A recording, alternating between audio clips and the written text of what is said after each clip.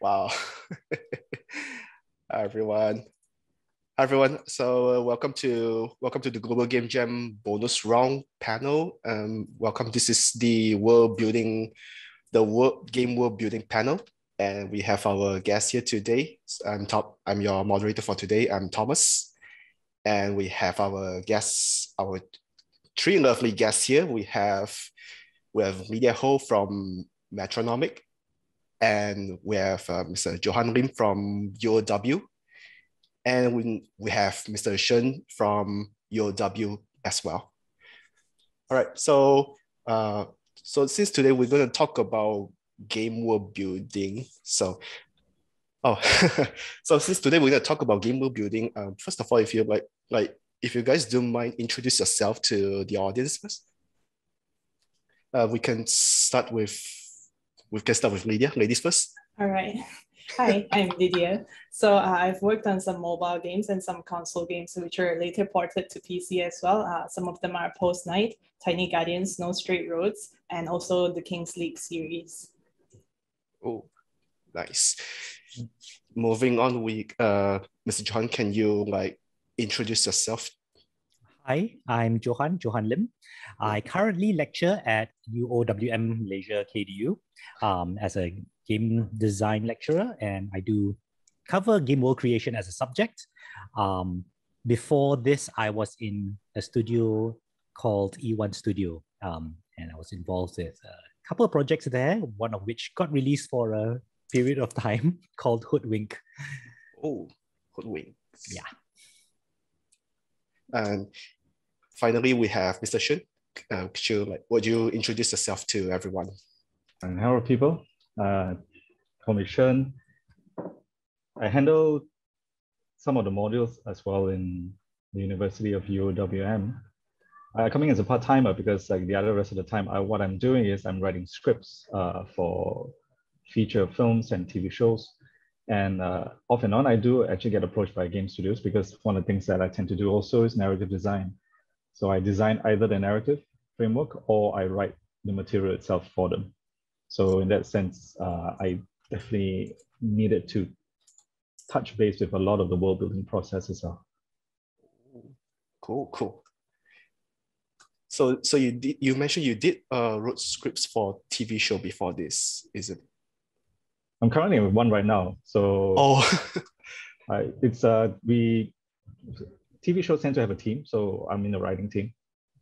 So we are breaking the story. That's the term they call it, for putting out the beats and the outlines and making sure the episodes work before we actually start the script writing itself. Feature is a bit more straightforward. You just work with a producer and director. So that's the aspect of that. That also includes quite a bit of world building. In fact, in TV, you do a lot more world building than you do in film. They even have some teams they call a Bible. And that's where they have the character and the creation rules are in it as well, which I'm sure it looks somewhat similar in principle with some of the world-building documents we do actually in game development. So that's something the leader can touch on maybe when we come to that point. Cool. I see now. So I guess we can start with our panel for today. So I have a few questions here prepared for you guys already. So this is gonna be just a simple casual talk.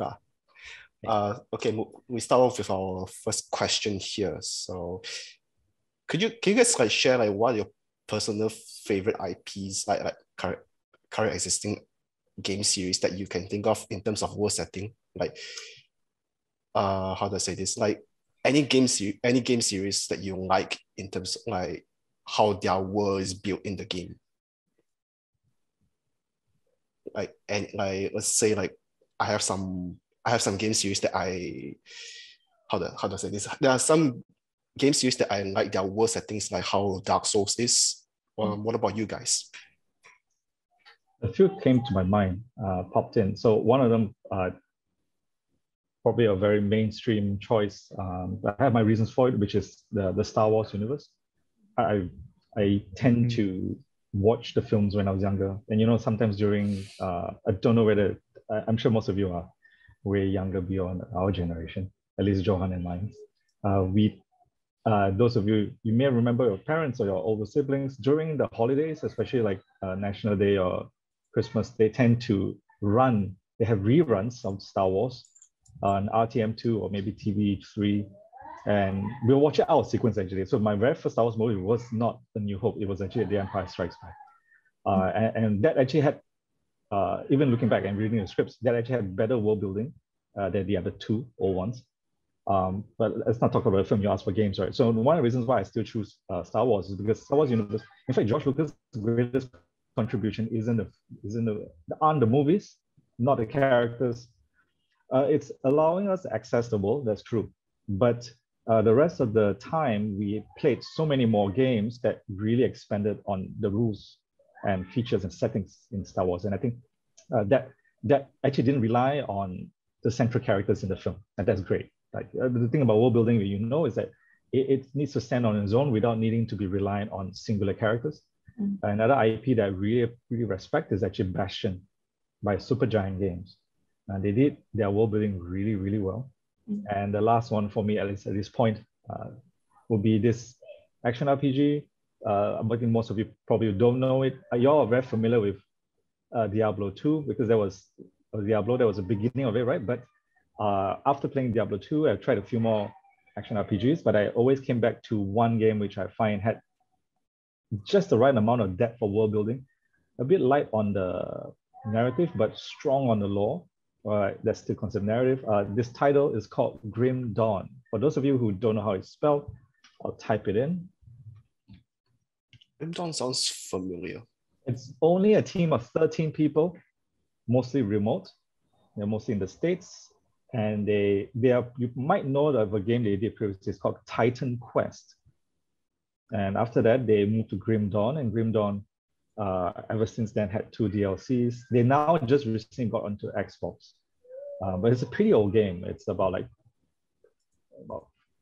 nearly 5 years old, if not older. And actually, no, I think it's even older than that. Sorry. I'll check it out in a bit, but it's pretty old.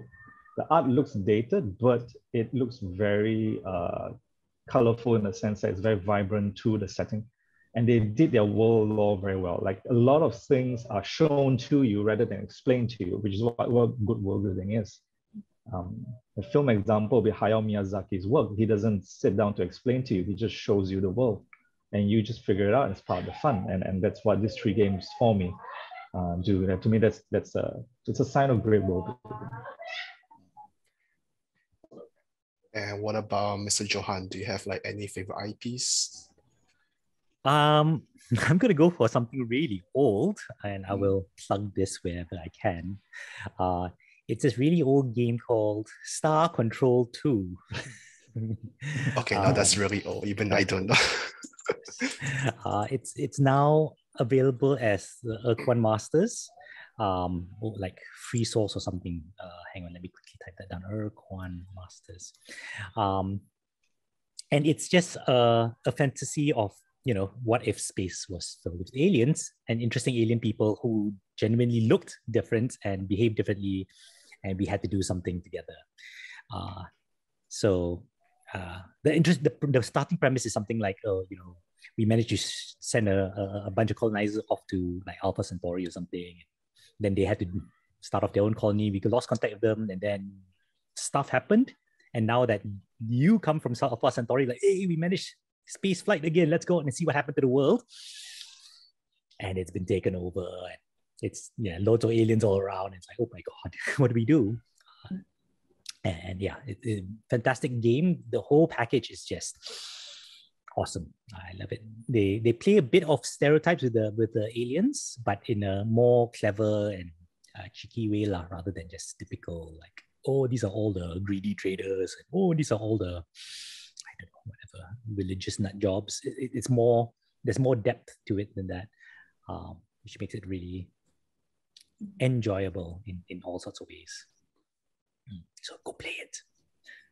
Yeah, I shall look for it on Steam, and I see Ivan already pasted the Steam link to Star Control 1 and 2. It's a bundle. Oh, go check it out if you guys are interested. And what about Lydia? Like, do you have any of my favorite IP that you can that you want to share it out? Yeah, I think there is this common between us. There's one that I like in space, also the only one in my list. It's StarCraft actually. So just world-wise, I think anything in space, like most of my choices on why I think a world is a favorite, also in the design sense, comes to how much possibility the world has when you want to work on it. Like if you want to take it in a certain direction, will that setting allow you to go differently from what you initially thought? So I think I personally really like StarCraft because probably it was my first, next to Star Wars, it was my first sort of contact with the sci-fi genre. And I think the presentation of the three different factions was done really well, the differences, and just having like the Terrans and then the Zerg that are just pretty like creatures and supposedly grotesque, but I found them very interesting in that sense. So StarCraft is one. And then another IP I really like is the Pokemon world. So just being an animal lover, the whole cutesy design is like instant appeal. And just the nostalgia of how the games were back then, even the really old ones where you just start off and you slowly collect things.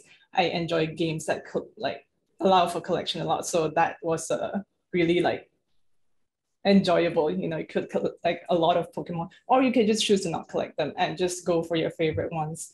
And even from there, from how they branched out into movies, and then they have their comics as well. And also nowadays, there are a lot of different genres of the Pokemon games. I just think it's an IP that allows for a lot of room to explore.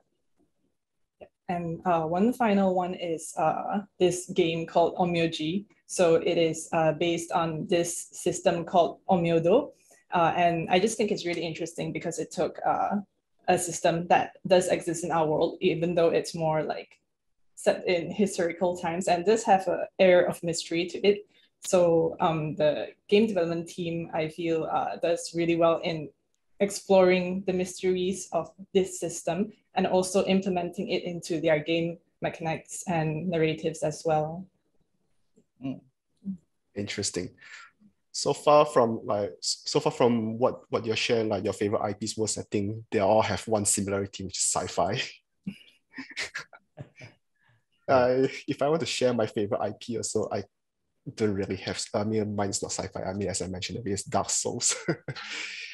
All right, so moving on to the next question here. Now, one thing I know about world building is actually there are a lot of things to consider, like you have this aspect and that aspect. Well, I'm not very sure about, but if you all don't mind share, like what are your pet peeves in the current existing worlds in popular media?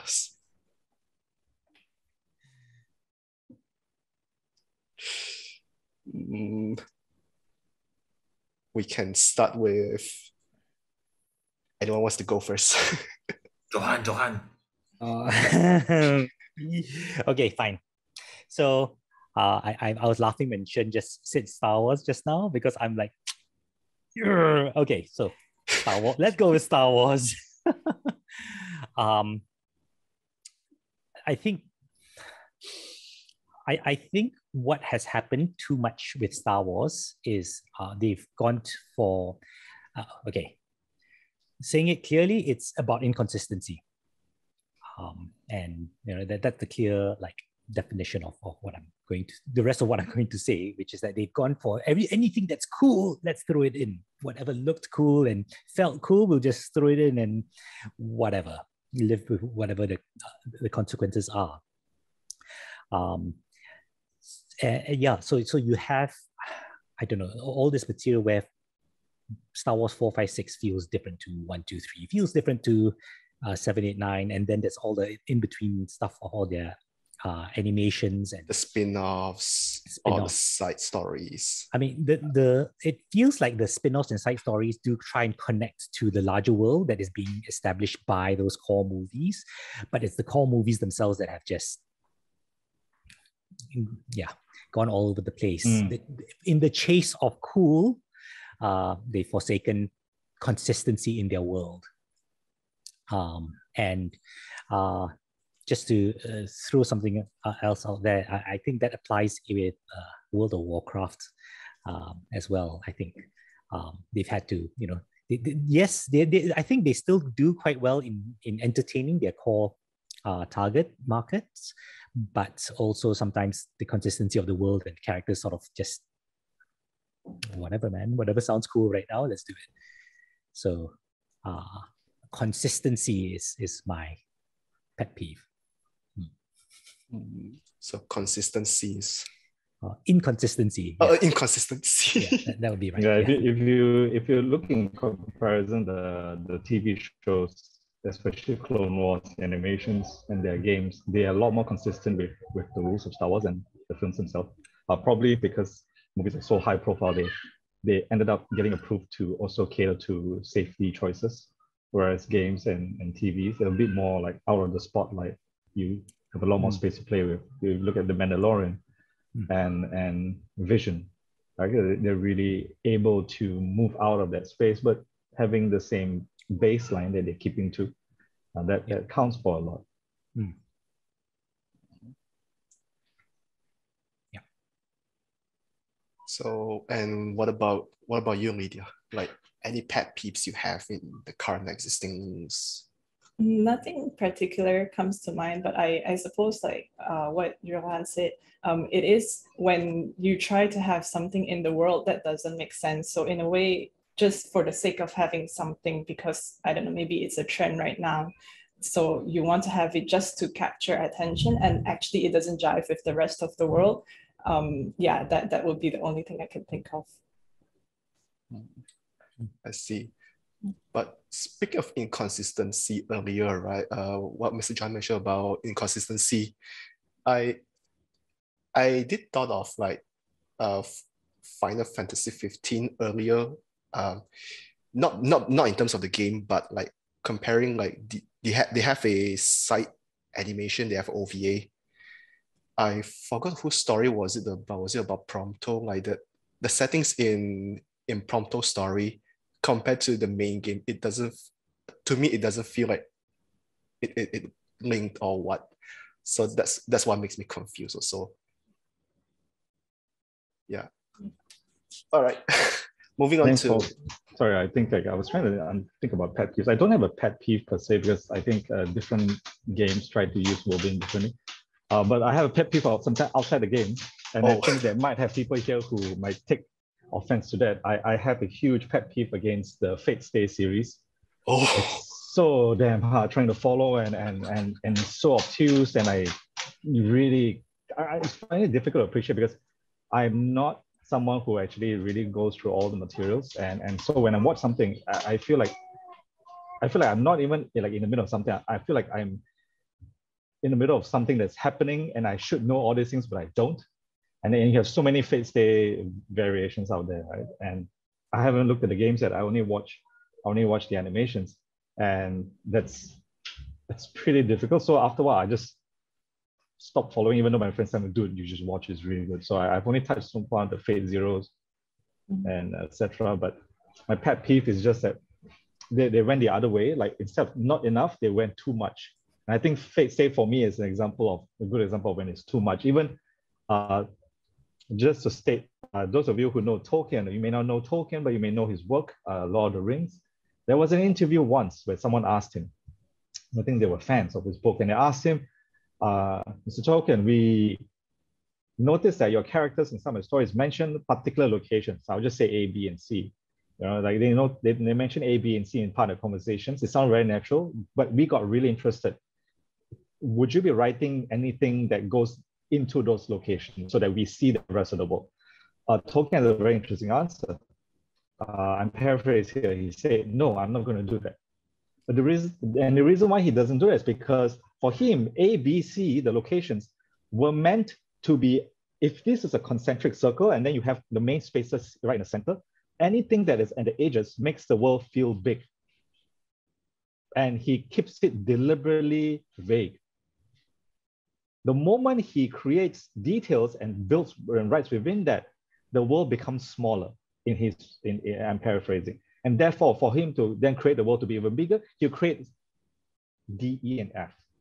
just so that people say it. It's like, for example, if I talk to you guys and Thomas, you ask me, where do I travel to? And I throw things like, sometimes I go to Madagascar, but if I want to fly, I go to Zimbabwe and see my friend who's from Somalia. So like, where are these places? So unless you go, you don't know, right? But it sounds like the world is huge compared to I just say like, I go to places that you know. So that's what Tolkien does. He knew that to do world building, you need to throw in points that allow people to feel that there's more there. They won't go there, but it's nice to know that there's something else in their world.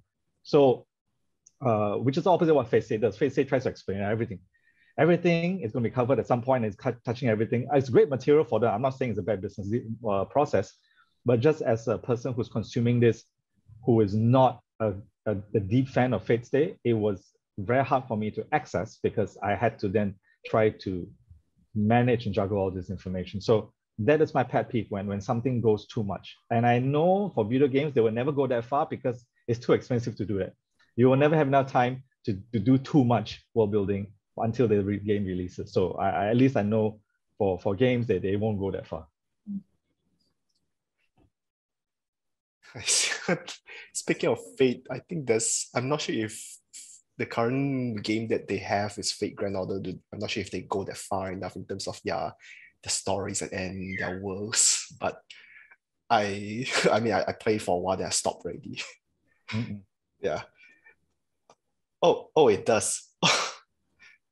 Oh yeah. Now that I think about it, yeah, Fate Grand Order did move quite far already, like with a lot of background settings. I don't know where they stopped already. All right, moving on to the next question is okay, like I said just now about world building is like complex and deep process. So like there are many ways to start, but not some people just don't know how do they start or from where.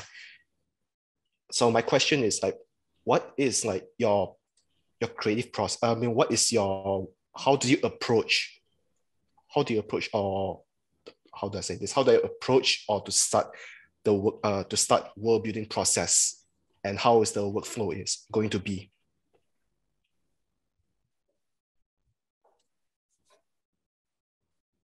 I would like to know Lydia's process. Okay.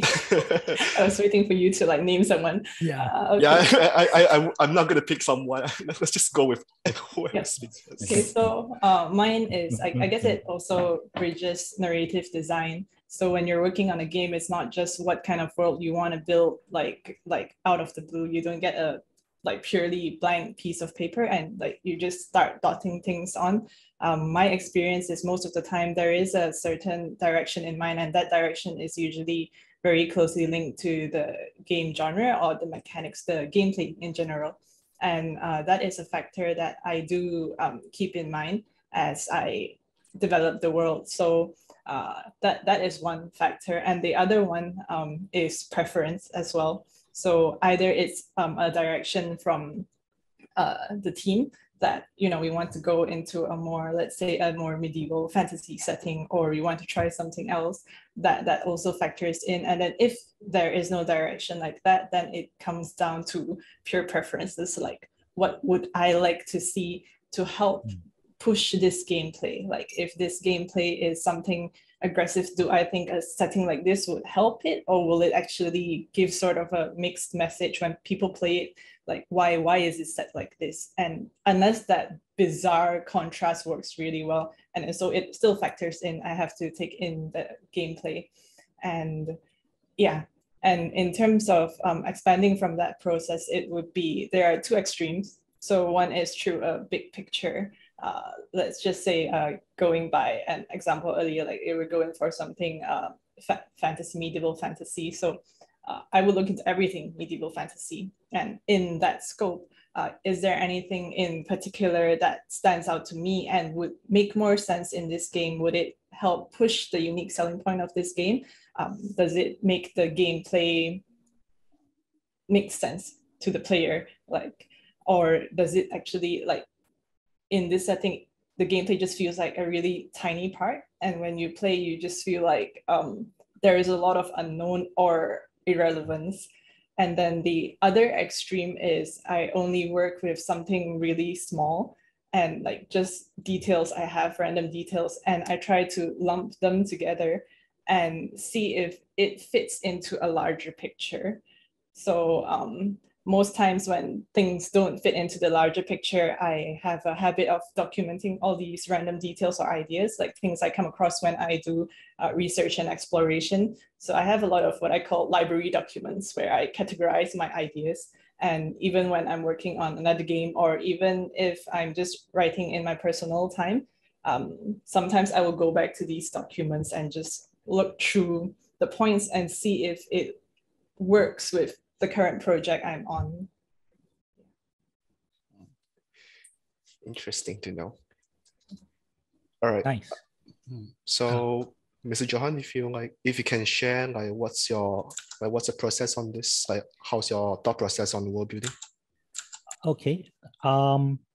So for me, I always come from an idea of that gameplay has to come first. Everything has to serve the gameplay of a game. And in my previous project, this was some time back. It was we didn't really know what we were doing, and so that was sort of an interesting learning experience there. You know, we started off with a script, but the nice thing about the script is that there's a lot of implicit world being built there already based on whatever they talk about and what the things they refer to and assume based on their contexts. And so we sort of just built up the world around there.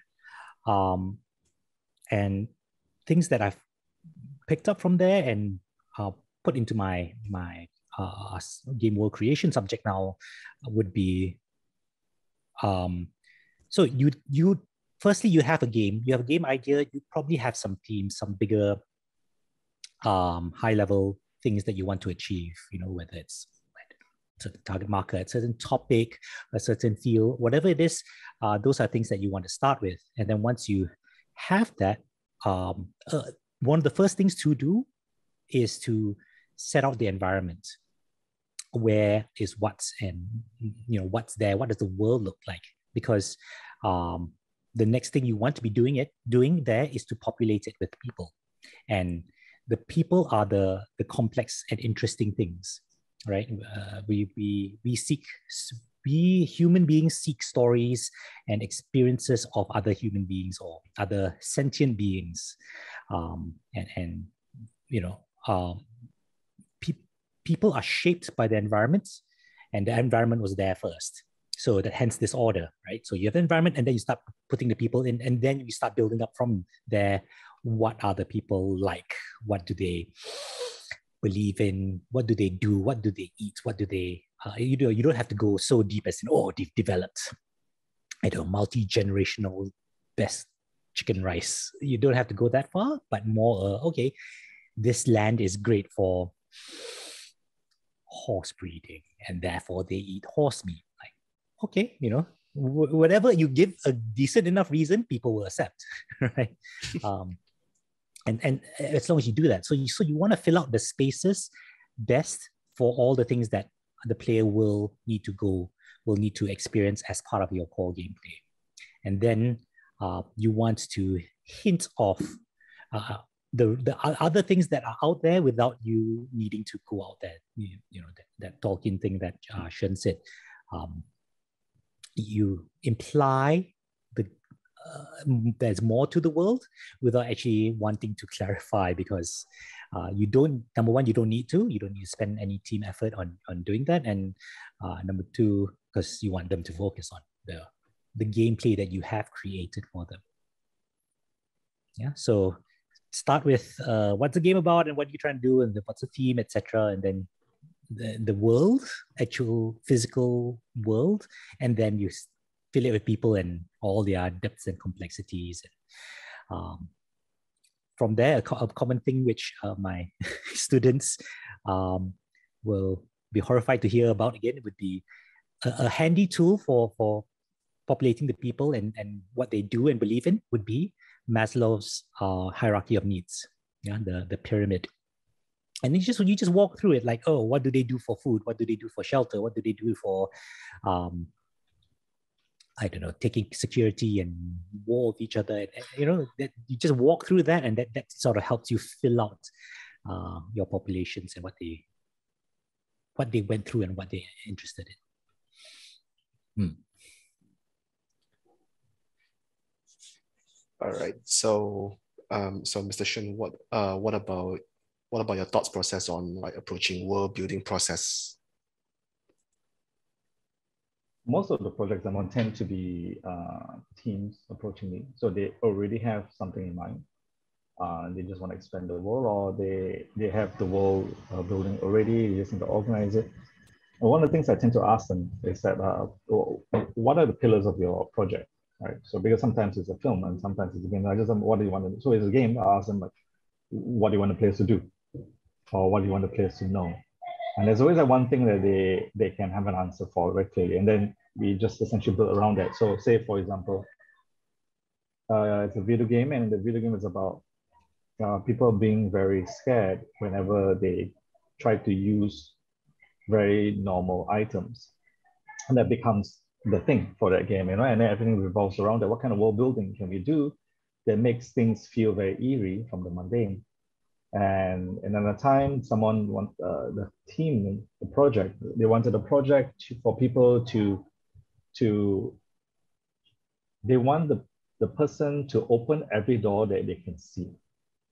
Because it was part of the exploring puzzle game. So like, how do we bake in the concept of doors and entries and portals and archways, like not just physically, but also conceptually and spiritually.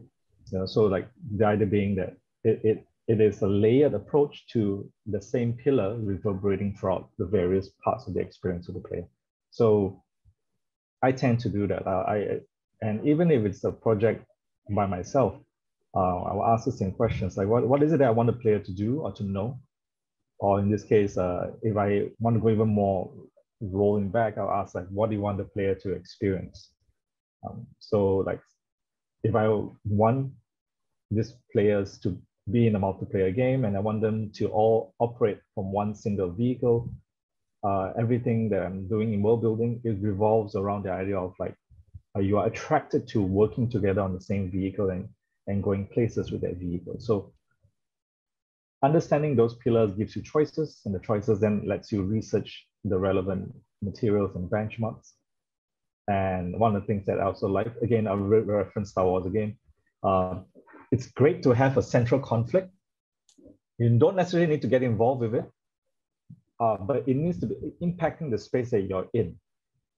So for Star Wars, the Galactic Empire versus the Rebel Alliance, that's the central conflict that they have. On a deeper level, some people say that it's basically the Sith versus the Jedi. That's also fine. But the idea being that, not every game or show based on Star Wars needed them to how should I say, defeat the Empire, nor do you need to take down the Sith Lord, right? But that's always there. But because they're there, they create things and consequences in the space that you're in. So you have to watch out for stormtroopers. You don't know if someone has a lightsaber and he can read your mind or choke you before you can touch him.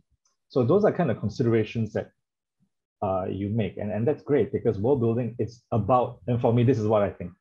Good world building operates on its own, whether the player character is there or not. Pardon my French, the world should not give a shit about what you do, right? If you want to make an impact, you do something and they're forced to respond to it. But a good world building will have them operate on mechanisms or rule sets that doesn't require your presence for it to be influenced and to progress. And that's great, because then it feels like you are trying to get involved in a different space compared to like the idea of like, oh, I'm the only person that's actually worth a damn, and then everything revolves around me, which is what some of the old school action RPG is like. You know, monsters just standing there, right? They're not even doing anything. They're just waiting, as if waiting for you to bash their head in. And it works back then because you don't have to code so much. But now it's like, I appreciate it. I see creatures doing their patrols, they're going on their hunts, they're doing their own thing, and I just happen to be in that space and I'm disturbing them, right? So that's what to me is world building. I always ask myself, like, what are the things that goes on in that world? And that gives you an opportunity of what can a player do to get involved if they want to get involved, because that's the player's choice. But the player should always be affected by what the world is doing. Interesting. when you mention about like there's always a thing about Star Wars, like there's always like the Jedi, Sith versus Jedi, and or something against the Empire. It's like, and it goes on in consequence to the next entries and all. Is it something like, from my understanding, is it like is there like something staple in a series already, something like that? Or how do I say this? It's like something there for you to expect already. Yes and no. So like some shows, they hardly even go near it. Like in the early stages of Mandalorian, like you hardly get involved in most of the things in the beginning. And Mandalorian stood on its own. The Clone Wars wasn't even anywhere near the Emperor Palpatine's time yet. You know, but there was a loads of Jedis everywhere. So right, so they decided like which ones that they want to get involved in. And some of the books that I read, they were anthologies of bounty hunters in Star Wars, and most of them was in star systems that weren't anywhere. There were no star destroyers nearby, even though it was during the Empire's time, and some of the characters have never seen a Jedi or a Sith Lord, and to them they're just hocus pocus boogeymen. Because what they have in their hand is a blaster, and that kills people, and they are bounty hunters, right? So they deal with what's concrete and practical. So that's fine. It's just that when they interact with people, they know that there are people who behave and think about, you know, say things like, you know, may the force be with you, and they're force sensitive, etc. You build around that, but you don't need to always be getting involved in it. It's just like how I can safely say not everyone who likes Star Wars wants to be a Jedi or a Sith Lord. Some just enjoy being the bounty hunter, the stormtrooper, the ace pilots, right? So, but because the world is like that, there are certain sociological rules in there and existential rules that you have to deal with, right? So if the bounty hunter, for example, ever sees a person with a lightsaber, the stupid one would just shoot anyway and die. But the smart one realized that, okay, I was wrong. This is not a boogeyman. This fella is real, and he's bouncing all my blaster bolts. I'm going to run. And I never run for a job before, but I'm going to run in this story, right? So that's the idea of like the world impacts on you when it comes, but you do your own thing at the same time. So it's great for creators, because then you're not forced to think like, oh, every Star Wars has to have these elements, or like every StarCraft has to have a space marine, right? Because you have all kinds of humans in different kinds of roles. The vultures, did I get it right, Lydia? The vultures, the bikers, right? They're vultures. Yes. The Spider-Mans, right? Then none of them are space marines. They ride bikes. They're scouts. So, you know, like Jim Raynor's time, etc. There are some people who actually wanted to see more of that side of the Terrans, rather than just the space marines, right? So that's the kind of thing it is. At the ages, just like what Tolkien is doing, but you don't necessarily need to give so much detail into it. And that's great, because I don't know about some of you, but for me, that's the fun part of world building, deciding which is a spotlight for that project that you want to do. I see now. All right.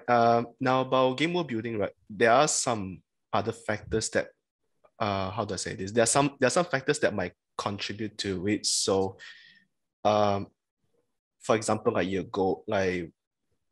what makes you, what inspires, what inspires you to put something into the world that you're building, like anything from real life, from your hobby or real life activities that you might thought of, want to put it inside, want to integrate it inside.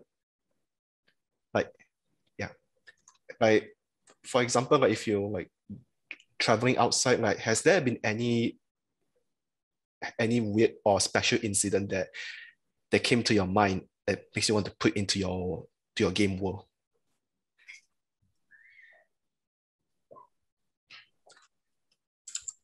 I can't personally think of one myself. Like, can't think of a specific one. I mean, my opinion is that I think that is always going to be true, that for everybody involved in creating it, they're going to build it out of their own knowledge and experience and stuff that comes to mind. And I'm guessing that sometimes it's not even going to be conscious. Just that, oh, I've seen this kind of thing before, I've heard of this kind of thing, I'll try and stick it in. Maybe there are stories that stand out in people's lives that they're going to want to put in. I think, I'm personally wanting to find a game where the main player character will be throwing French fries at babies, but that's for another time. Yeah. So short answer is I can't think of one personally, but I would imagine it would happen easily. Yeah, for me, also nothing very specific, like anything I particularly experienced and placed into a game in that way. I just think in general, creators, especially writers, when we write, a lot of it comes from us. So I always think it's quite scary because the stories we write always show a part of us, and maybe parts of us that people around us don't even know. Like something we only think about, or we don't tell the people who know us now and people who knew us long before, and things we felt back then. So when writing, I always feel that values, beliefs are intentionally or not always seep into the writing.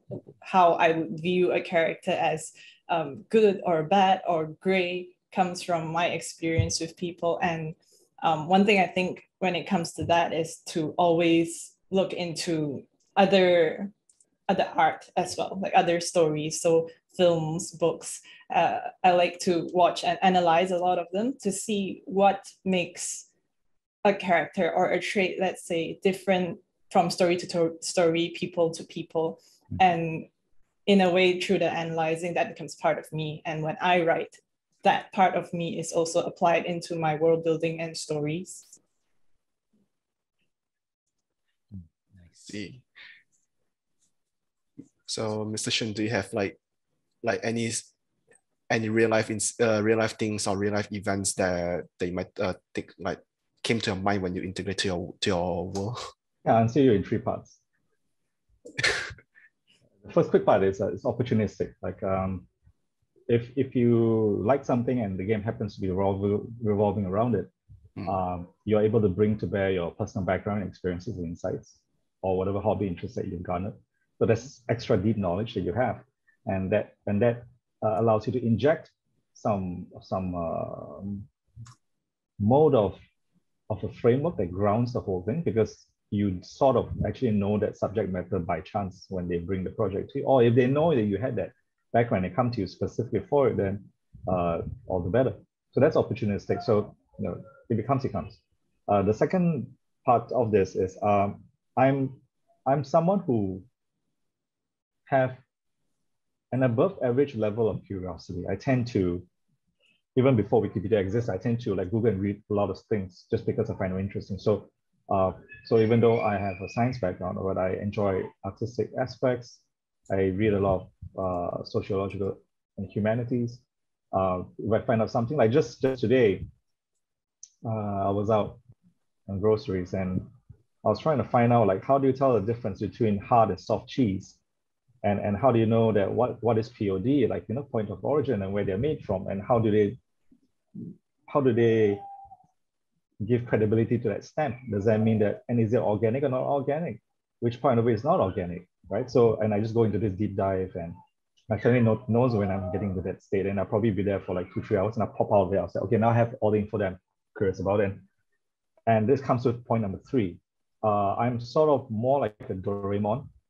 I have loads of very interesting components throughout life that I pick up and study and read and research. I sometimes borrow my friends' medical journals just to read because I'm curious, what's the stem cell research right now? All those information, if someone asks me at that point, Shern, is that for anything specific and concrete to apply to? I'll just say, no, I don't know.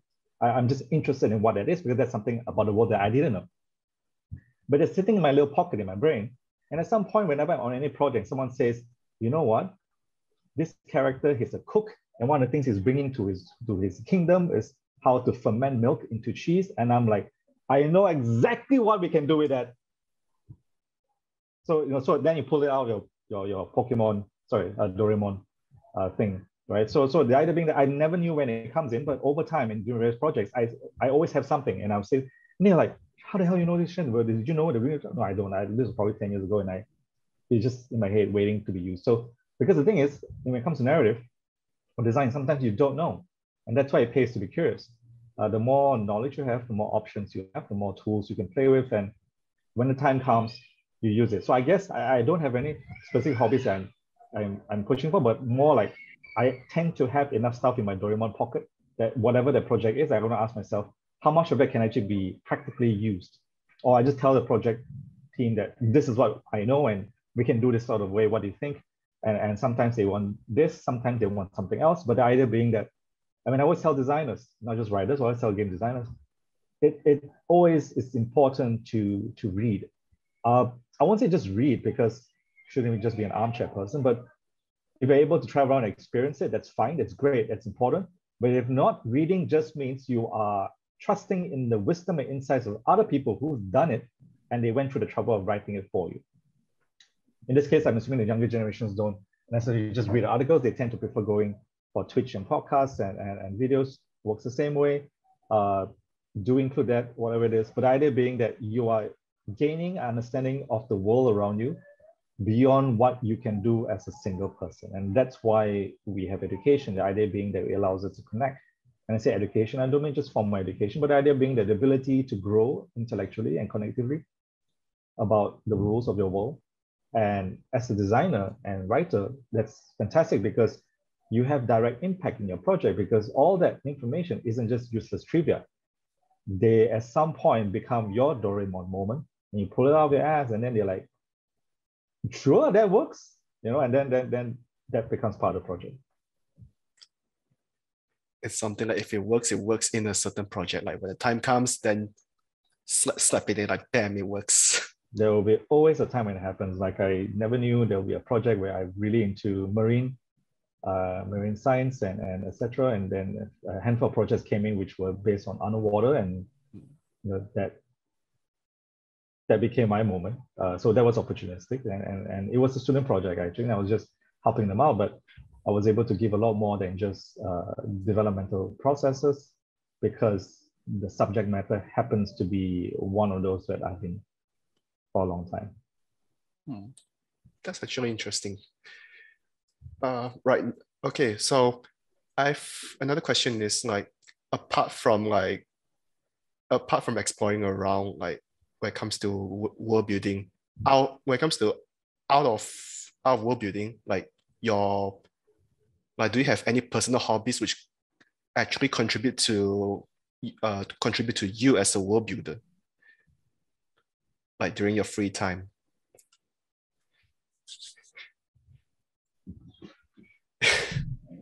They'll say, what free time? Okay, let's say like your typical Friday anymore. night. All right, I'll just say like, okay, your typical Friday, your I'll tell you what, Thomas, I'll just answer what you think about it. Yeah. My grandmother, she's Hokkien, and I don't know how to say in Hokkien, so maybe Johann can help me here. No. She's ever since I was a kid, she says I have an itchy backside. So what an itchy backside here means is that I can't sit still. There's always some place I want or need to go to because I want to know what's there. Right. So when I was in Singapore, my weekends were taking buses on my own, and I'll just sit on that bus and I just see where the hell it goes, just like that. And I'll watch the scenery, and sometimes I see an interesting shop. I'll get off at stop, go to the shop, get back on the bus and go. And I tend to take a bus all the way from the start to the end, so I'm back to the same interchange, or take a train. That tends to be a weekend. I have a novel with me, sometimes a receiver, like a little thing that tunes into the radio. Those of you generations who don't know what a receiver is. So like I within the means that I could, as a student, I explored.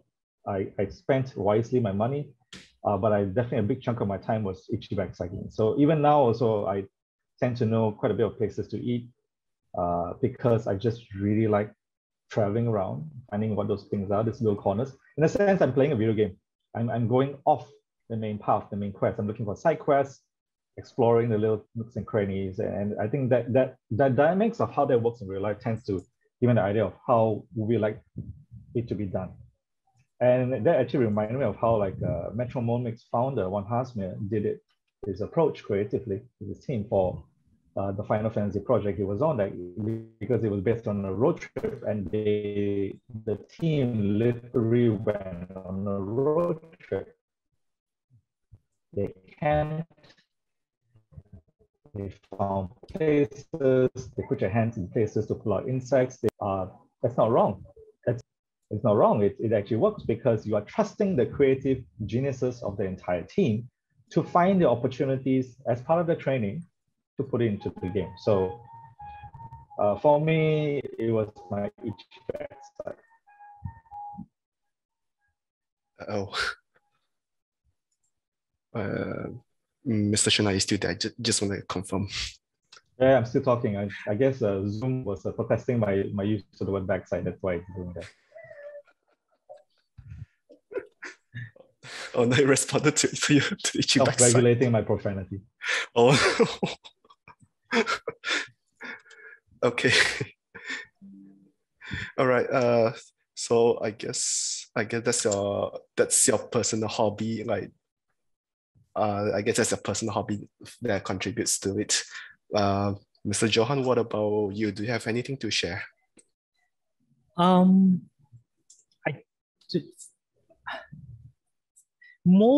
lot of my hobbies and activities I see more as contributing towards gameplay, because activities and stuff. But I think in terms of world building, from how I see it for myself, is that I'm very interested in humanity, our history and our stories around the world. And so I enjoy reading up about things that are or watching things that are happening or have happened around the world. So I don't know, the different foods people eat and different, it's not an excuse to watch mukbangs, but the different histories, stories, civilizations, or why people do the different things they do, how the things develop the way they did. And those little snippets and things really help, I think, with ideas of, I'm going to create like 5 different tribes of people that follow the elements in my world. What are the different things they could do? Let's say, what are different sports they could play? Or, if you just come from a very Malaysian mindset, oh yeah, badminton, football, whatever else, basketball, hockey, netball. But then if you just sort of zoom out and see what else the world plays, there's so many varieties that could make more interesting, make your people more interesting. So yeah, that's how I see it. I'm just greatly interested in us crazy humans and what we get up to. Crazy things that we can do. I guess. Yeah. And Lydia, do you have like any personal hobbies of yours like contributes to you as a world builder? Yeah, so on the surface, like the general ones I always write is like, I like reading and like watching films and all that. But I think what the deeper factor behind them is that I am quite a contradicting person. So I get interested in things really fast, and when I'm interested in them, I go really deep. Then I lose interest, and then I move on to the next thing. So it happens to a lot of like, maybe I pick up a book because I heard some reviews about it, and then maybe the theme is interesting, and then I dive really, really deep into it, and maybe I don't even finish the book because I found out a lot of other things about that theme that I wanted to know. Oh, interesting. Yeah, or sometimes I pick up a new craft because I saw it looks interesting, and then I try it out, and then I see what other people do with it, what kind of challenges they have versus what I have, and then probably I ditch the crafting because I'm not too good at it, and then it'll just be left there. But I think the base is that I like to think about a lot of things like in a way, probably not so positive ways. I overthink a lot. Like I might see something and then I might wonder why is it like that? Even if I'm going through life, maybe I interact with someone and then they act a certain way that I don't understand. I would look up a lot of that and just try to figure out, even if it has nothing to do with me, like maybe it was a very short interaction out there with a stranger, I don't know. Or maybe I saw someone interacting with someone else and that interaction was just curious for me. Like, why did that person act that way in that scenario? Like, what would the proper reaction be? Or how would other people see it to be like, what will be the appropriate one or the inappropriate one? And then I guess I dive into a lot of just, in a way, daydreaming about how that could have turned out, and if I was in that situation. And then all these things just sort of gather. And then I suppose that also lends to world building, because some of these things I imagine might happen in a world I built, or even if they don't like maybe some of my experiences with my crafting, what I felt when I was working on it, how I felt when I was discovering this community of people who are interested in this thing that I went into so quickly and left. I feel like all those experiences do help in terms of telling the story and just setting up just like this world with people and characters. Thomas, am I allowed to ask questions? Oh, there's a question from Kaleido Lee. Okay, so how about Dungeons and Dragons? As a personal hobby that contribute to world builder, I assume. What do you guys think of D&D? Before I get there, Thomas, can you hear me? Am I allowed to ask questions? Yes. Because I'll ask Lydia 2 questions. Okay. So you mentioned like how you try something and then you stop it, or you don't finish it. So does it apply as well to movies and games as well? Like you don't necessarily finish watching the film, or you play a game and you don't necessarily finish it, and then like you got what you needed and you go. Most of the time, games, yes. So it depends on a few factors. If it takes a very long time, for example, if I know that game is going to take me 40 hours and then I hit a point and then I feel like there's nothing else for me to take away, or I'm just not that interested anymore, I would stop. But let's say if it's a movie and like it's just like 2 hours tops, even if I don't like it, I would usually try to finish it just so I can say, okay, I finished it and this is why I liked it and this is why I didn't. And from what I didn't like, I also like to deconstruct it to figure out why I don't like it, to sort of apply it into my work as well. Okay, yeah, that's very cool, because that leads to my second question. I'm very curious. I see. When you do something, you stop doing it. Could it tie into like when you are interacting with whatever you're interacting? Is it more towards trying to understand the systemic baseline and the conceptual framework? And once you get the system, you don't need that stuff anymore, because you are, when you understand it, you're able to generate anyway. So you don't really need whatever else that they're generating, because that's just their offshoot of their framework. You know how the framework works. You got their system and you go. Is that why that's happening? Yeah, I think you put it into like that really nicely. Like as soon as I grasp what I want, and then the rest is just fluff. Like unless I'm super interested in it, I want to create something. All right. Yeah. I was just curious. So thanks, Thomas. No problem. Yeah, why don't you answer that question, Shern, since you actually wrote down the answer? Might as well just feed it out. And right, I'll just verbalize it then. So Kaleido's question was about Dungeons and Dragons, and I was saying that pen and paper systems, they're fantastic training grounds for designers, because you know how world building does it. Oh no.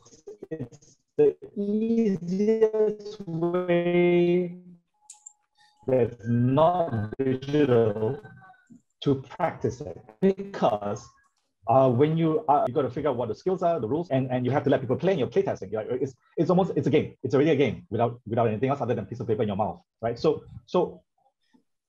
pen and paper systems, if there's any designers in this room and they want to practice design and you don't have access to a computer, or you don't know how to build a prototype yet, just run campaigns. Your pen and paper campaigns are already quick ways to do your world building. And I want to even say that, I'll even, based on what my conversation leader was, you already are learning the gameplay designs and systems of that framework. It's the best way, I would stand by that. It's the best way to up your design skills cheaply. I see now. Yeah. Can I just quickly jump in there? Just to add, like, not only is it interesting to, not only can you use D&D and any RPG as a tool to, create stuff and experience stuff without needing to create anything digitally, which requires a whole bunch of skill sets. Something you can do is take a look at all the source books, or not all, but some of the source books out there, especially for the okay, I say better, but how are you going to know which one is better or not? Just take a look at some different source books, because those are people who've contributed, who've spent a lot of time and effort to create those worlds and things for the game. And so, D&D has their monster manuals and player handbook and whatever it is.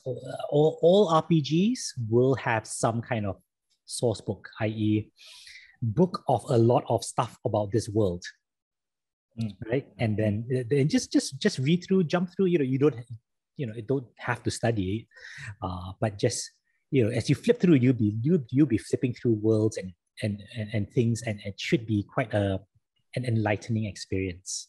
And if they do their job well, you will notice that even the information that's describing the world tries to also reflect the tone of that world. And that's very clever and very efficient. I wouldn't even say just creative, but that's very efficient, because you're encoding into the very sentence structure the tone that by which it reflects the values of the world itself, right? So like those of you who have this old game called Baldur's Gate.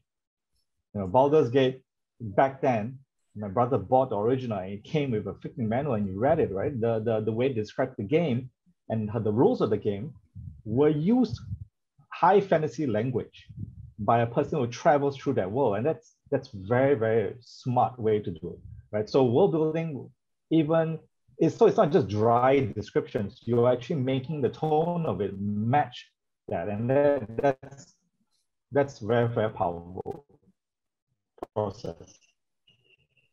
And pen and paper, ladies and gentlemen, pen and paper works with players. Because everything that you do, this software, entertainment, is around players. So for you to have pen and paper, you have 5 to 7 people around the table with you, around the floor mat with you, the carpet with you. You get to see how they interact with systems, gameplay, and world. And that's going to inform you when you're sitting at a computer and you don't have human beings around you playing the game for you yet, but you know the mechanisms and the psychology behind how they play. And that's always going to be universally applicable. Go run your campaigns. Okay. All right. Now, since you guys here are experiencing world building, like, what advice would you give to someone who wants to develop further into this specialized field? I think this could be helpful for newcomers as well, like what to study for, what to read before they get into game world building. Well, I cheated, haven't I? I just said that just now. So go read source books. There we go. Yeah, go read source books. Really, if you're going to go and find source books, borrow source books, download it or whatever, you get an idea of the rules of the game, and then you get to see the worlds and what they build to work with those rules.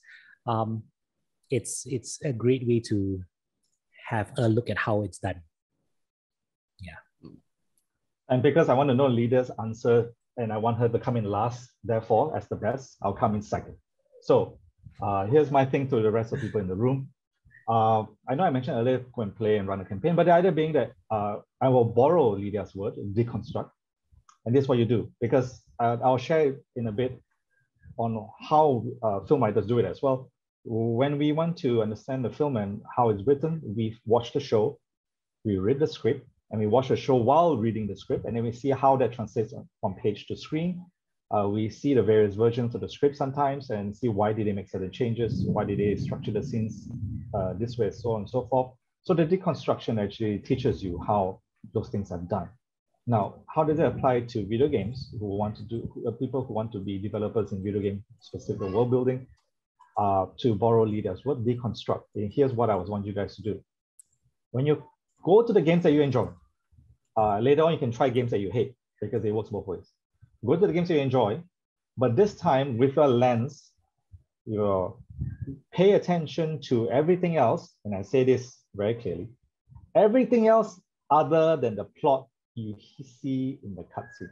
That means take away all the cutscenes but look at how the game, when you are in control of your player character, and look at all the components in that game, the gameplay, the costumes, the creature designs, the locations, the structure of the buildings, the architect, the layouts, the topographies, the typographies, the color choices, etc., etc., etc.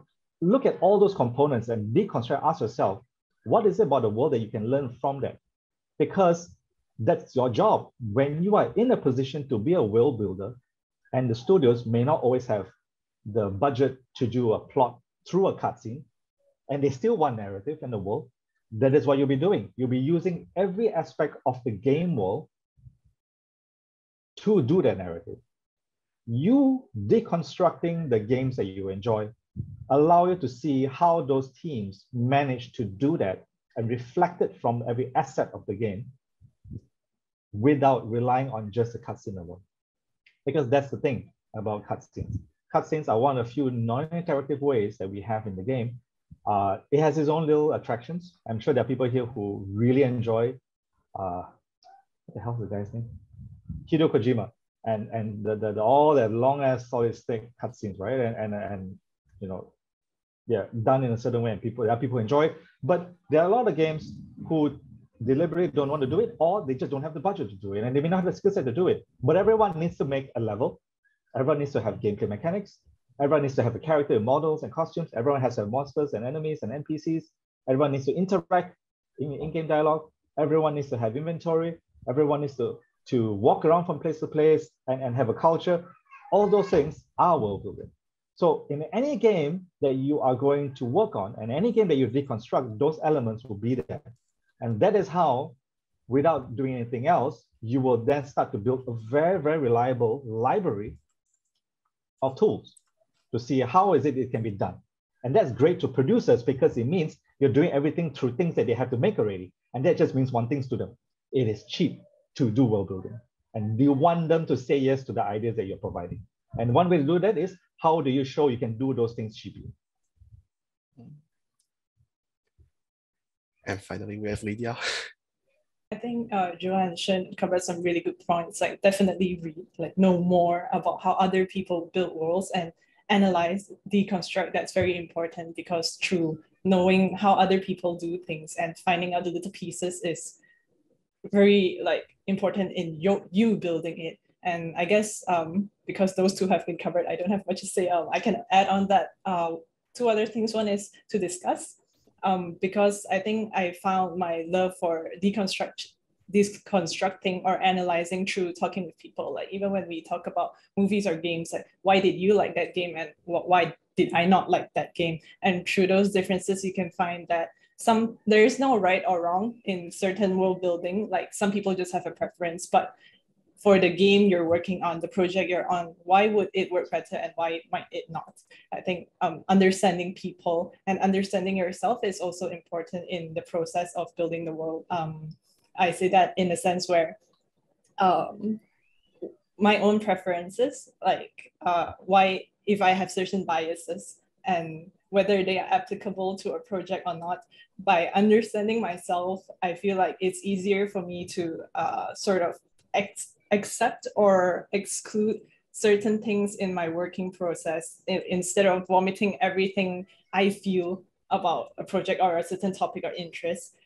It helps me to filter what would, I suppose, would make more sense for this project. And I think that comes through a lot of just discussion and reflection and also knowing. So in terms of when reading a source book, let's say, or just analyzing someone else's work, why did I like a part like that? And having my favorites, sort of why do I like this one world, or why do I like that one scene in the movie, or why did I not like it, would help me also understand how to better implement certain things. Like just having that reference in mind, like that was great for that scenario, and how can I take what they applied there but for my own game scenario and world. So yeah, everything in terms of reading, deconstructing, and then discussing and just knowing it for yourself would help in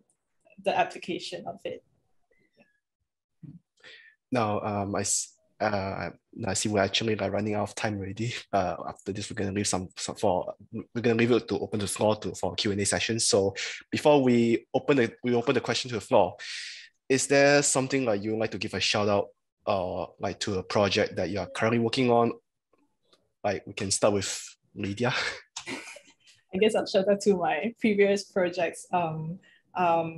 I think Post Night 2 is out. I'm not involved in Post Night 2, but Post Night, I worked on Post Night. So I personally really enjoyed the process of having this concept of a knight who just delivers mail. And also, of course, a shout out to No Straight Roads. I wasn't the main writer of the project. I was there actually as a game designer and co-writer. So I was mostly working on, actually probably more relevant to this panel because I was working on the non-playable characters who were part of the world. So how through the text, like they just have a few lines and some players might not even talk to them, but how through their little few lines add more color and depth to the world. And what about Mr. Johann and Mr. Shern? Like any things you want to give a shout out? Shern, anything? Thinking. Okay, well, I'll do my standard, check out our fantastic student works from UOW. We've got our HIO page. So just go take a look at what our students get up to. We are the best game development course in the region.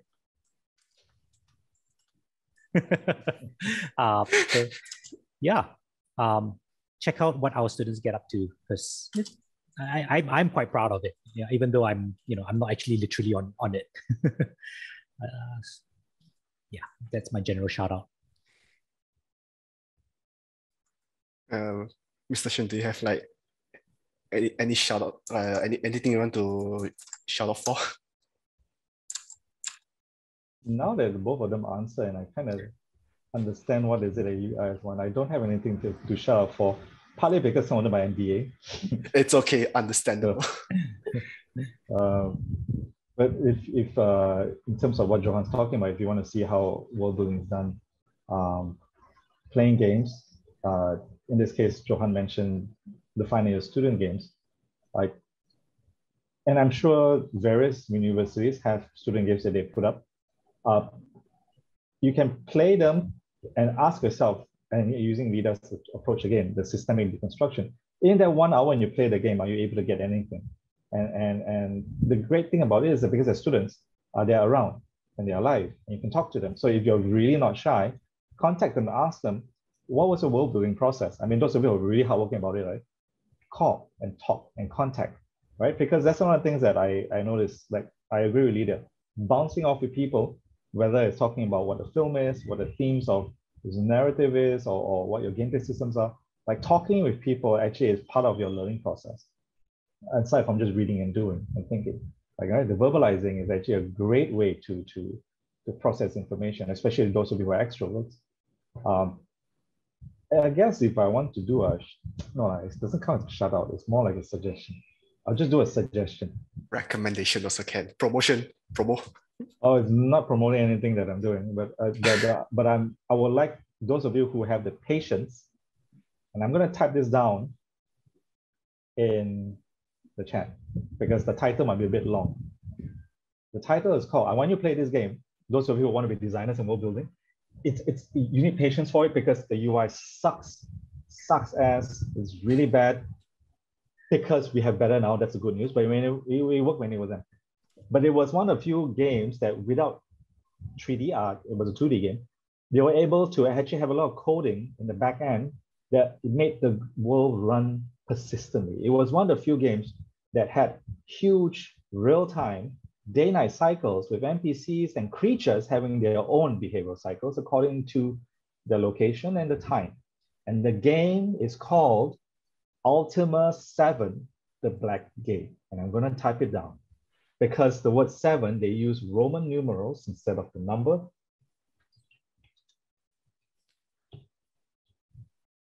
Ultima 7. Ultima is like the old series, the old Ultima series? Yeah, because Ultima, just as how Japan and the East has their RPG pioneers. I personally feel, of all the way back then, that the Ultima series is one of the Western sides where the RPG really broke ground on. How do you bring, not necessarily the leveling up and pen and paper and role playing, but how do you bring the powerful appeal of world building in a pen and paper into a computer? And they figured it out. And the game itself has everything running on its own. The waves flow and ebb on its own. The day-night cycles, the characters have built captions, the creatures are actually jumping around eating. When a wolf sees a deer, the wolf chases the deer. The wolf can attack and kill the deer. If the wolf runs away and you open the deer's body, you see deer meat and you can use it to cook. The NPCs will wake up, go to work. By the evening, they go back home and they sleep in their bed. If they catch you in their home, going through their cupboard, they will call the guards. You know, and if you take a boat and you sail from one end to the, you're in camera. Sorry, that was a gag. I didn't mean to do that. But if you take a boat and you sail and you just keep on sailing, it's not a flat earth. You will literally reach on the other end of that planet. And that's great world building.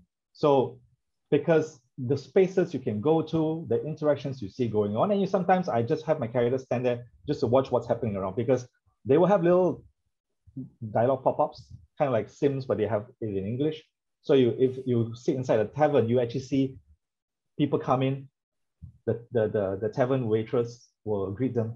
They will actually see what's there. I want something. And then they say coming right up. So there's this whole thing that's going on in front of you.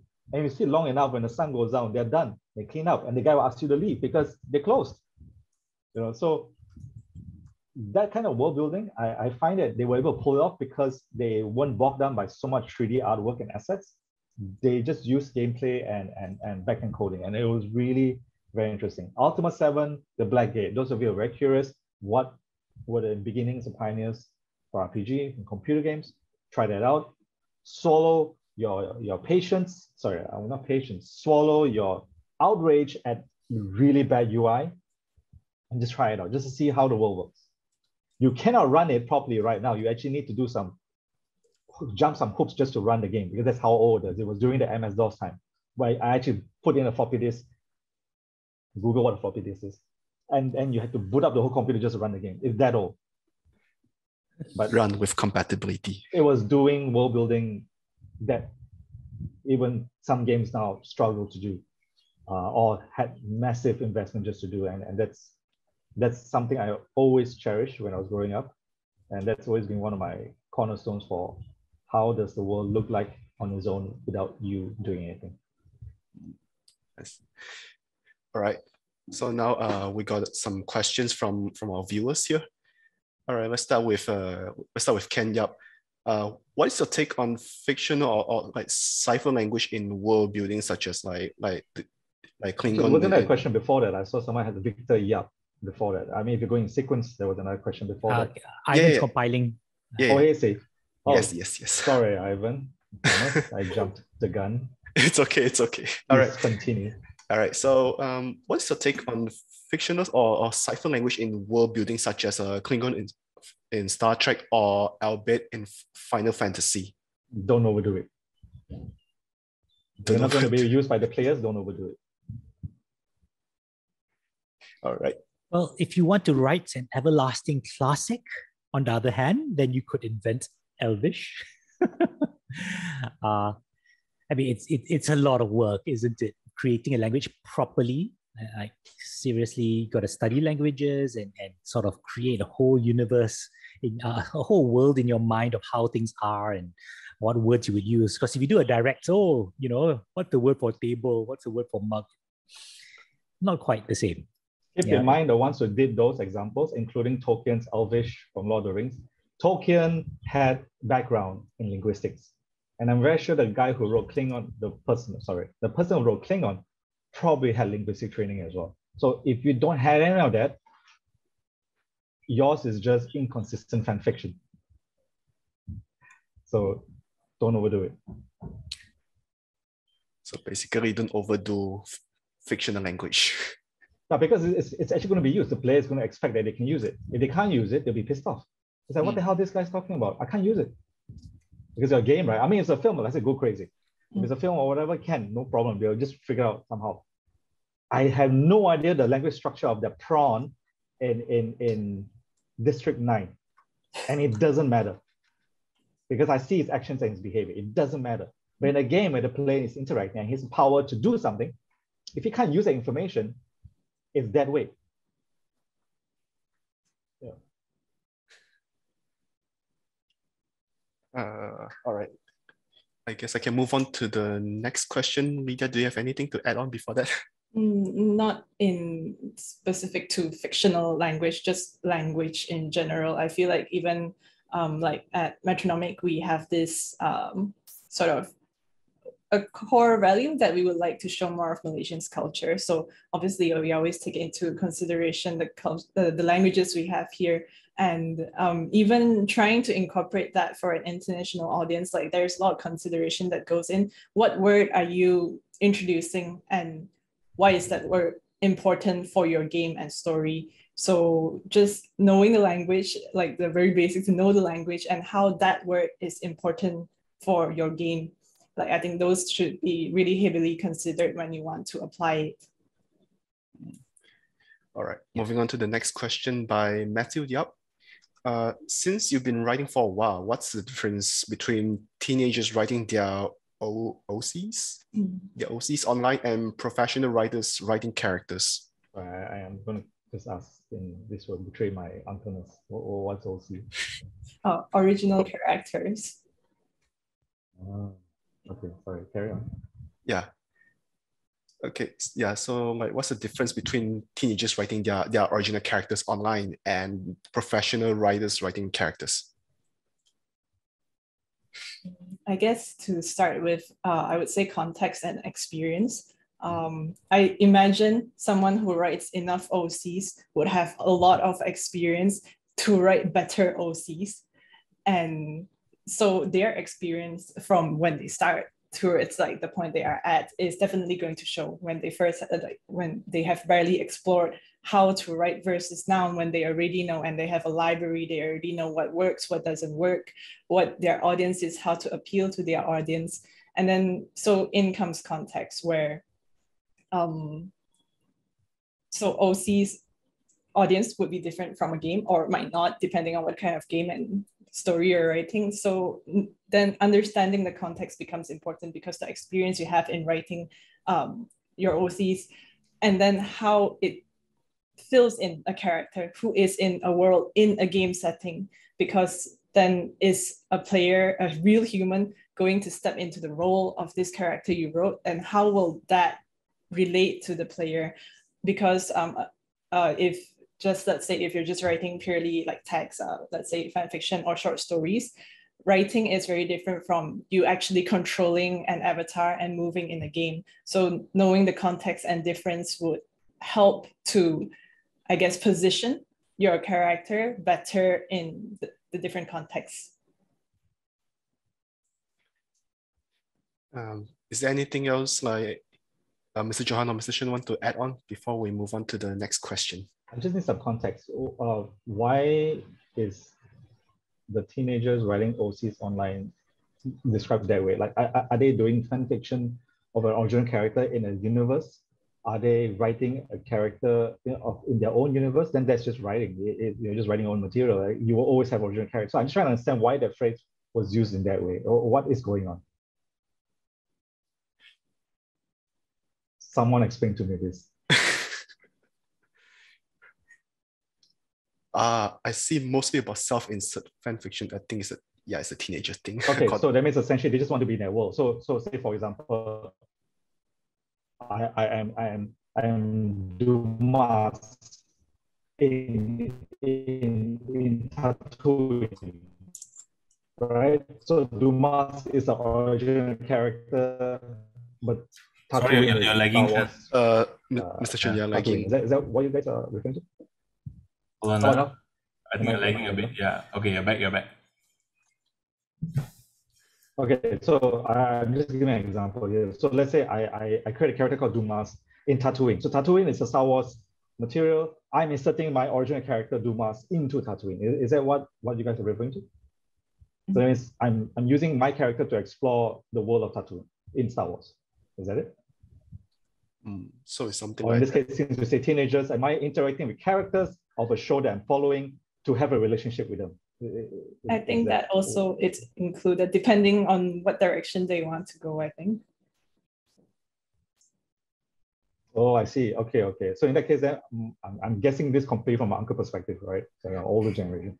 So I would think the difference here is that teenagers who are writing to insert themselves through a character into that world, it's just like how children play toys. They don't play the toys. They actually use the toys as access to a world that they want to be in, right? That's why we have toys, like action figures, allowing to access the world. And for some of us, we play video games to do the same thing. So essentially, to me, the teenagers writing their OCs, they are enjoying a personal thing. Professional writers tend to write characters because we're paid to do it. There's a function to the writing that has to go somewhere for a group of people to enjoy, meaning that the professional writer doesn't do it because they want to be involved in it, but because they need to have characters do something in the story for the next scene or for the next character growth and transformation. Whereas if I understand here, the OCs, I sound so hip just saying that. The OCs is to allow people to enjoy the world a bit more than what the story is. So, you finish watching all the Harry Potters, you're not seeing any more Harry Potter stuff, but you want to be in the Harry Potter world some more, you do fan fiction. We do fan fiction with an OC, right? So I think that's one way that they're expanding their world for themselves to experience. And I think that's using writing for enjoyment as a pastime, which is different from when you're writing as a livelihood to fulfill a function. I'm not saying that teenagers can't write professionally for a function, because I'm sure there are older people who will do their version of OCs. We call them cosplays. Or not just cosplays, but I mean, there are very, very many ways people get into the mode. Like I know my friend's uncle, he likes to ride a Harley. He has a Harley jacket and he knows he's not a Hell's rider. He just likes to think he is one. And he's on the highway, and I think that's his version of OC, right? Because, so I don't know, I'm really stretching the concept here, but I think that's how I understand it. I think what I like to clarify probably might help is that word you've used there, that professional part, may be the biggest guiding point. Basically, being professional means you're getting paid to do something. And in that specification of something, that will be the biggest difference. If you're paid to create, to write characters, then it's sort of like write a character for this world that does blah, blah, blah, blah, blah, versus you are creating something for your own personal enjoyment. Which, yes, sure, it's that something, but it's not quite the same, because your own personal enjoyment can be anything you want. You can even change it on a whim, like, oh, wish fulfillment, which wish, all of them, whichever. Whereas to getting paid means it will need to meet certain requirements. And in the practice of doing this, in the practice of creating characters to meet requirements, you should get better at it over time. And therefore that quality over time will get better and will show, and that becomes the difference that you will see. Yeah, the professional, it can lead to that. And I just thought I just realized something. That means people who have waifus, they are technically doing OR, original relationship, correct? It's not OC because it's you, but you have this relationship with a waifu on anime. So that's technically an OR. Sorry, I'm just making this bigger than it needs to be. Okay, I'm just stuck here. Yeah. It's like a new hole to dig into. Yes, you probably call some people, some audiences. Sorry, I'm doing, I talk about the Doraemon thing, I'm doing it right now. So I'm just processing all this new stuff. There's a new term that I'm picking up. I just use it on my young friends just in person. All right, last question from Victor Yap. All right, in your personal opinion, do you think point-and-click games still have a place in the era of shooters and action RPGs? Johann, I go last. I go last. Yes, okay, yes. Mr. Johann, you'll be the last. I go last. All right, is it me or they're all talking about yaps? Huh? Yeah. Are you guys related? Are you guys related? No, you're not. Are you? The only answer to that question is yeah.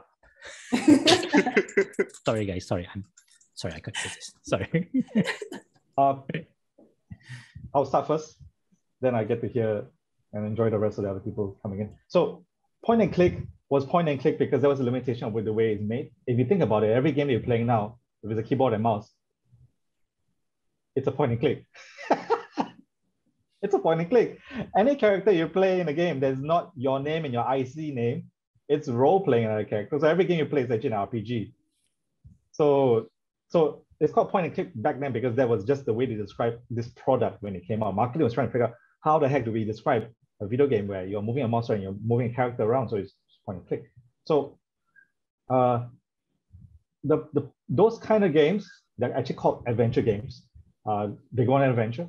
In this case, they're already tying to the world. So I would think that there are no games, and I say this very safely, there are no games or movie genres that are taken off the shelf, so to speak, when there are more stuff happening. You don't. You're just spreading the bar. You're just having more things to do. So there will always be people who enjoy the point and click. And that doesn't necessarily mean to me uncles and aunties who are wanting to be nostalgic. Doesn't mean to. There are people now, younger friends, generations, who are playing point and click games because there are people who enjoy that kind of game. And that's fair and that's fine and that's great for our industry. Just as how when you look at film, there will always be genres across the board. So it's like, when radio came out, people say the arts are doomed. When TV came out, they say radio is doomed. When movies came out, they say TV is doomed. When games came out, everything was doomed, right? Or books were doomed. So I think it never was, and it never will. We just have more things that we can access and enjoy. So every genre is going to be around. I don't think there's a genre that's dropped off. If there's any, let me know. But right now, I think there are no genres that dropped off. They just have very strong, smaller subculture groups that appreciate them. The great thing about making games is it's because it's online, right? It's a software. You don't have to worry about like, oh, I'm making a game, no one will buy it. They may not buy in Malaysia, but maybe people in Bulgaria and Madagascar will play your game. Great. Yes, paid on the currency. So there will always be people in the world who can appreciate and access those games. So I don't think we ever run out of people who want point and clicks adventure games, even though there are shooters and action RPGs around, or for any genre for that matter. You will never run out. I do not have at all any faith that genres die. They don't. They just sit in a particular space that's clearer now because people now know what they don't like and what they like. So I never worry about it. Yeah, so just to continue, I think Shern mentioned what I wanted to say as well, because if we take the term point and click as a genre, then he's right, like no genre really falls out. There are people who would prefer that genre and people who won't. So just because if the popular games or the mainstream games are not of that genre does not mean it will not appeal to anyone. And if we go a bit more technical, I suppose, if point and click is a specific style or a specific gameplay, then it still falls into the same where there will be some people who that gameplay, that style will appeal to. And then I think the question in that is when you are making a point and click adventure, how will it appeal to people now? And does it resonate with everything else in your game, the message you want to show, the team you have, even the art style or the character, the story you want to tell, the way it plays out, the art you choose, how it's presented and how it flows, then those would be important things to consider. And you don't have to stop doing that, but just what you can do better in terms of knowing this is the space you're in. And finally, we have Mr. Johann. Mm-hmm. Okay, well, I'm last because I love point and click adventures, and Hoodwink, that project I was in, that was a point and click adventure. So it's sort of like, okay, fine. So yes, point and click kind of everything, but also the experience of a point and click adventure, it's about a slow moving sort of puzzle solving, but also story uncovering mechanic. And in that sense, that experience is definitely not going away. What has gone away, or what has evolved out, I'll call it, the slower paced, very convoluted point-and-click adventures of olden times, of the early Monkey Islands, where you probably won't be able to work out like half the puzzles nowadays, because it's like, okay, that was weird and obscure, and how do you expect me to know this? Because back then you had fewer games and more time, I suppose. You could literally sit there and try and combine everything and do everything thoroughly. Games were expected to take that kind of time. Nowadays, games they need to interest you, keep you interested more regularly, so to speak. So point and clicks have a place. They still do, right? I mean, Telltale Games is back, right? They're making stuff, and Telltale Games is like point and click champion right now. And in terms of even as a point and click adventure, some of the things they ask you to do is, it's very simplistic in terms of how point and click games can go. Some point and click games, you can go from, you got to find those like few pixels to just, you found that little coin on the street. Like, what?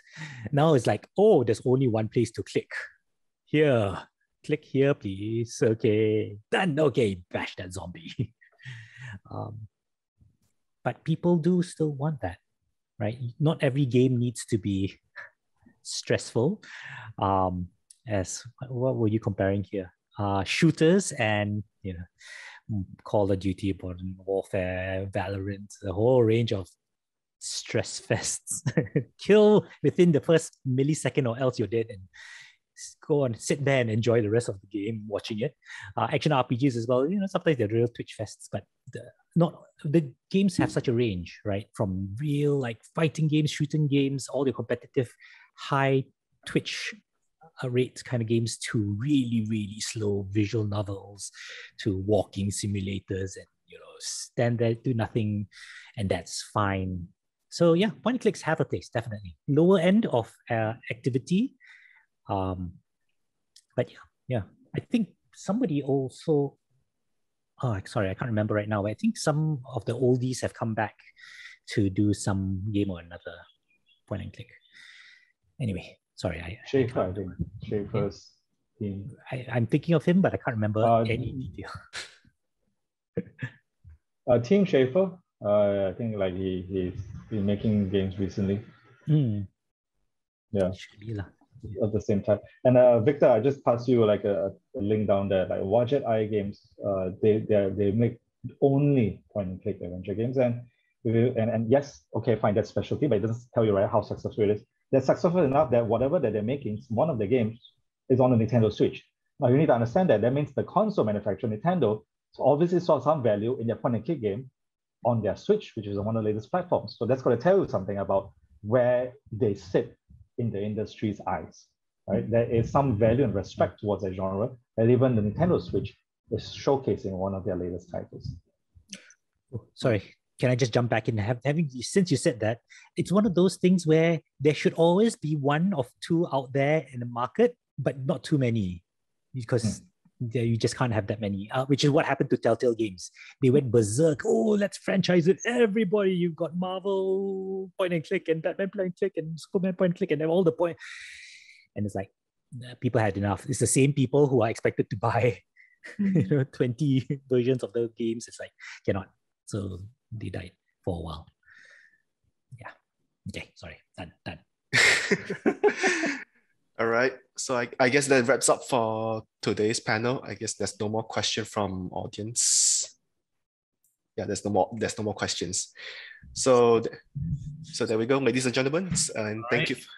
That wraps up for today's game world building panel. And thanks to Lydia, Johann, and also Shern. Thanks for attending the talk. I've been giving our time to give a talk for today.